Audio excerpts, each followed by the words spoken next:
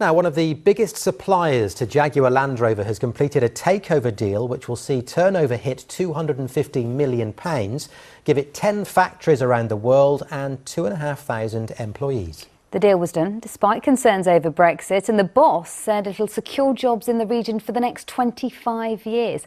Our business correspondent Mark Goff was given exclusive access hours after the takeover deal was finalised.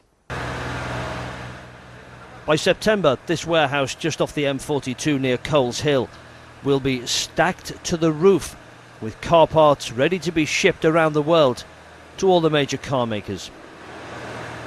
It's run by Sertec.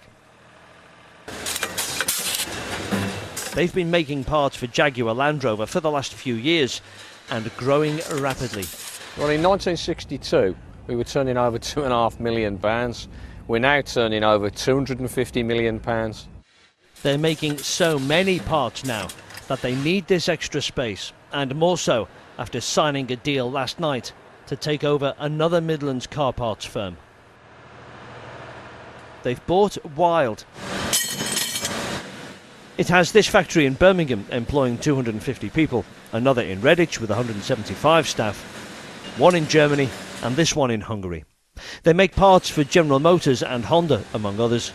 Today the firm told us all the jobs are secure. We're at 10 manufacturing plants now, which is colossal. It's given us more customers, increased the product range, give us a European footprint. We'll be okay for a while now. Negotiations for this takeover deal started before the decision to leave the EU. Well, this deal started way before Brexit, so obviously, with Brexit, I don't think anyone was expecting the outcome of Brexit. So we were a little bit concerned on that day, but no, it just went through it smoothly. I think obviously it stacks up. I'm not going to deny that I wasn't concerned about leaving Brexit, but we're not seeing any impact so far.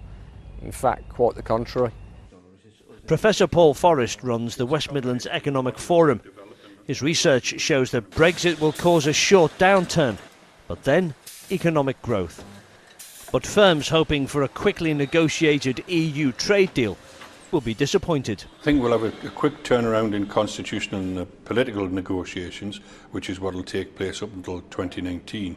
But then once that's been ratified, you're looking at least 7 to 8 years minimum of trade negotiations between Britain and the European Union before a new trade agreement's in place. So potentially, when might we see a new trade agreement? 2030.